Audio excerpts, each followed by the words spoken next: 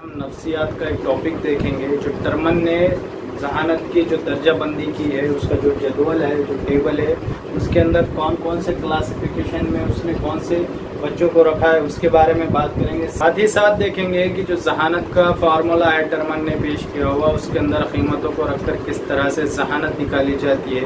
तो आइए सबसे पहले जो टर्मन का जदवल है, 1916 में टर्मन ने जो दर्जाबंदी की थी जहानत की, और एक जदवल पेश किया था। उसके मुताबिक ये जो फीसद है, यानी ये जो तनासुब है, इस तनासुब के अंदर दुनिया के जो लोग हैं वो पाए जाते हैं। यानी कदर जहानत जो लोगों का 140 से ज़्यादा होता है, ऐसे लोग पूरी दुनिया के अंदर सिर्फ 1.5% यानी 1.5% ही लोग पूरी दुनिया के अंदर पाए जाते हैं, इस तरह से टर्मन ने कहा। और ऐसे लोगों को बासलाहियत या फतीन उर्दू में कहा जाता है, और इंग्लिश में इसे जीनियस कहते हैं। तो ऐसे सिर्फ 1.5% लोग ही पूरी दुनिया के अंदर मौजूद है। अगर से आप इस फीसद वाले कॉलम का अगर से आप पूरा जमा करेंगे तो इसका आखिर में जो टोटल आएगा वो 100 आएगा।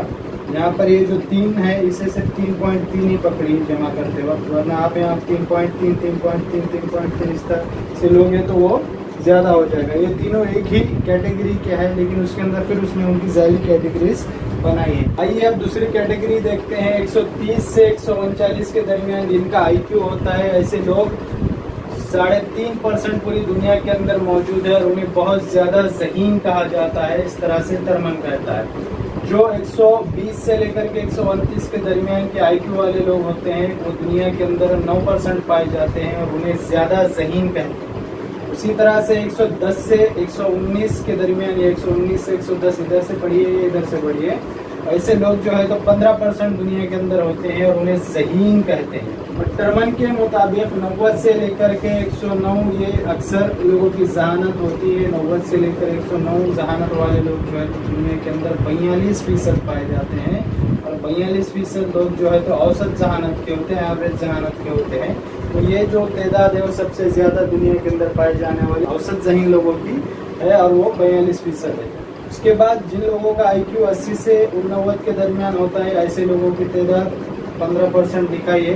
यानी उसने एवरेज को दरमियान में रखा, एवरेज के ऊपर उसने क्या किया, ज़हीन लोग रखे, और एवरेज के नीचे उसने कम ज़हीन लोग रखे। तो उसी तरह से 15% इधर भी देखने को मिलेगा आपको, 15% इधर भी, इधर 9%, इधर 9%, इधर 3%, इधर 3%, इधर 1.5%, इधर 1.5%। इस तरह से आपको ये जदवल देखने को मिलेगा। तो आइए अब 80 से 89 के दरमियान जिनका IQ होता है, वो लोग जो है तो 15% होते हैं, और उन्हें औसत से कुछ कम ज़हीन कहा जाता है। उसके बाद 70 से 79 के दरमियान जिनका IQ होता है, ऐसे लोग 9% दुनिया में पाए जाते हैं, जो मामूली जहानत के होते हैं। 60 से 69 के दरमियान जिनका IQ होता है, 60 से लेकर के अगर हम कहें तो यहाँ से 69 से लेकर के 20 तक ये हम कह सकते हैं, क्योंकि जितने 69 से लेकर 20 तक का जिनका IQ है, ये तमाम लोग जो है तो कुन ज़हीन इस कैटेगरी में भी आते हैं। तो उसने उन्हें अलग अलग कैटेगरीज में बांटा है। 60 से 69 वाले 3.5 होते हैं, उन्हें कुन ज़हीन कहते हैं। 40 से 59 वाले 3.5% होते हैं, उन्हें रबी कहते हैं, यानी कुन ज़हीन से और थोड़ा सा उसका कम ज़हीन होगा। 20 से 39 के दरमियान जो आते हैं उन्हें अगला कहा जाता है, और 20 से कम जिनका IQ होता है वो लोग जो है तो अहमक होते हैं, यानी पागल जिसे हम कहेंगे। इस तरह से उसने ये पूरा टेबल बताया है। तो 42 उसने एवरेज पकड़ा है, 42 के ऊपर ये 29% जो है तो ज़हीन लोग होते हैं, और 42 के नीचे 29% जो है तो औसत से कम ज़हीन होते हैं। 29, 42 अगर से आप इनका पूरा टोटल करोगे तो ये 100% आती है। तो इस तरह से 100% का उसने जो जहानत का डिवाइडेशन किया है वो इस तरह से किया है। तो आप इस टेबल को याद करते वक्त सिर्फ आप ये 42 जो एवरेज आपका है वो याद रखिए। औसत 42 के ऊपर 15, 9, 3, 1.5, 3.5, 1.5, उसी तरह से 15, 9, 3.5, 1.5, ये तीनों को 3.5 ही पकड़िए आप, इन्हें आपको कैलकुलेट नहीं करना है अलग से। 15, 9, 3.5 और 1.5 का आप जब कैलकुलेशन करोगे तो उसकी टोटल 29 आएगी। 15, 9, 3.5 और 1.5 की कैलकुलेशन करोगे, प्लस करोगे आप, तो यहाँ पर उनकी 29 आएगी टोटल। तो 29 प्लस 42 इज इक्वल टू 100, ये आपका 100% आ जाता है। फार्मूला समझ लेते हैं। IQ is equal to mental age divided by chronological age, यानी ज़हनी उम्र डिवाइडेड बाय उसकी असल उम्र इंटू 100, यानी उसको ज़रब दिया गया 100 से, क्योंकि हमें फीसद निकालना है। अब यहाँ पर एक क्वेश्चन दिया हुआ है कि बच्चे की जो असल उम्र है वो 8 साल है, और उस बच्चे ने 10 क्वेश्चन का जो एक क्वेश्चन पेपर था, 3 क्वेश्चन पेपर लिए गए, उसमें से जो वर्बल टेस्ट यानी जो लफ्जी टेस्ट उसकी ली गई, उसमें उसने 6 मार्क लिए।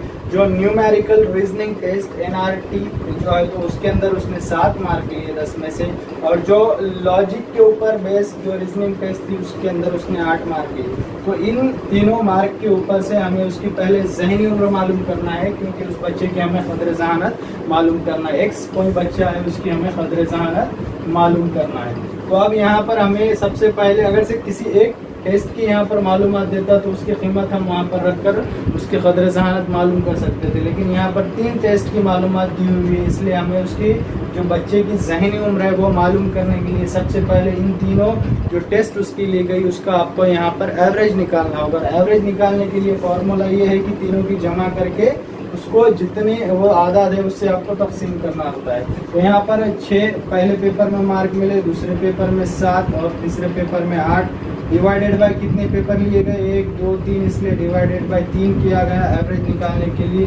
6 और 7 13, 13 और 8 21, यहाँ पर ये 21 डिवाइडेड बाय 3 यहाँ पर उसके तकसीम में है। जब हम इसे तकसीम करेंगे 3 का 3 3 दूनी 6, 3 सते 21, यहाँ पर हमारा 7 जो है तो एवरेज निकल के आ गया, यानी बच्चे की मेंटल एज यहाँ पर हमें मालूम पड़ गई। तो बच्चे की मेंटल एज 7 साल है, उसकी असल उम्र 8 साल है। अब बस ये कीमतों को हमें क्या करना है, इस फॉर्मूले में रखना है। तो IQ हमें मालूम करना है बच्चे का, IQ मालूम करेंगे। उसकी जो यहाँ पर मेंटल एज है हमें मालूम है 7 है, और उसकी जो असल उम्र है यानी क्रोनोलॉजिकल जो एज है उसकी वो 8 है, इंटू 100 यहाँ पर हमें डिवाइड करना होगा। तो जब हम इसे तकसीम करेंगे तो जो आएगा 7 ज़रब 100 यानी 700 डिवाइडेड बाय 8। 8 से 700 को डिवाइड करेंगे तो 8 1 8, 8 2 16, 8 8 64 यहाँ पर आ जाएगा। यहाँ पर 64 कटने के बाद जो बचता है 70 में से 64 गया तो यहाँ पर 6 बच रहा है, यानी यहाँ पर 60 आ रहा है।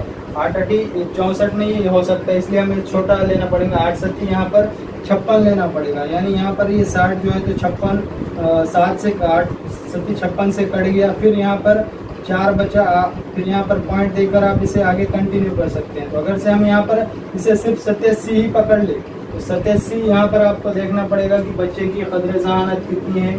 तो 87 कहाँ पर आएगा, 80 से लेकर 89 के दरमियान आएगा, यानी ये जो बच्चा है तो ये क्या है, कुछ ज़हीन है। इस तरह से कुछ ज़हीन आप इस बच्चे की क़द्र ज़हानत मालूम कर सकते हैं। तो ये बच्चा जो है एक्स जिसने 6 7 और 8 मार्क लिए, तो उसकी जो ज़हानत है वो इस रेशो में आएगी, यानी 80 से 89 के दरमियान 87 आएगी। इस तरह से एक सवाल आपको एग्जाम में पूछा जाता है। 3 या 2 भी दे सकता है, 2 देगा तो आपको यहाँ पर सिर्फ दोनों की जमा करना पड़ेगी, डिवाइडेड बाय 2 लेना पड़ेगा। 3 दिया तो 3 लेकर के डिवाइडेड बाय 3 करना पड़ेगा। फिर एवरेज जो आएगा उसकी मेंटल एज रहेगी, उस मेंटल एज को आपको फार्मूले में रखना है और उसको आपको यहाँ पर डिवाइड करना है। तो इस तरह से आपका ये जो है तो क़द्र ज़हानत के फार्मूले के अंदर कीमत रख करके आप ये को आपके क़द्र ज़हानत मालूम कर सकते हैं बच्चे। तो दोस्तों इस तरह से हमने देखा कि जो टर्मन का ज़हानत का जो दर्जाबंदी का जदौल है उसके अंदर किस तरह से उसने मुख्तलिफ कैटेगरीज में बच्चों की ज़हानत को तकसीम किया है, और क़द्र ज़हानत का जो टर्मन का फार्मूला है उसके अंदर कीमतें रख कर किस तरह से हमें जो क़द्र ज़हानत है वो मालूम करना है। या फिर मेंटल एज आपको दिया रहेगा, क़द्र ज़हानत दी हुई होगी, क्रोनोलॉजिकल एज मालूम करो कहेगा, तो किसी 2 कीमतों की मदद से आप तीसरी कीमत निकाल सकते हैं। तो फार्मूले के अंदर आप उन कीमतों को रखकर उनकी जो तीसरी कीमत है वो मालूम कर सकते हैं। तो दोस्तों उम्मीद करता हूँ कि वीडियो आपको अच्छी लगी होगी। अच्छी लगी हो तो लाइक कर दीजिए, दोस्तों में इसे शेयर कीजिए। अब तक अगर से आपने चैनल सब्सक्राइब नहीं किया है तो चैनल को सब्सक्राइब कीजिए और बेल नोटिफिकेशन को भी दबा दीजिए, ताकि आने वाली वीडियोस की नोटिफिकेशन आपको मिलती रहे। मिलते हैं दोस्तों हमारी नेक्स्ट वीडियो में, तब तक के लिए गुड डे गुड बाय।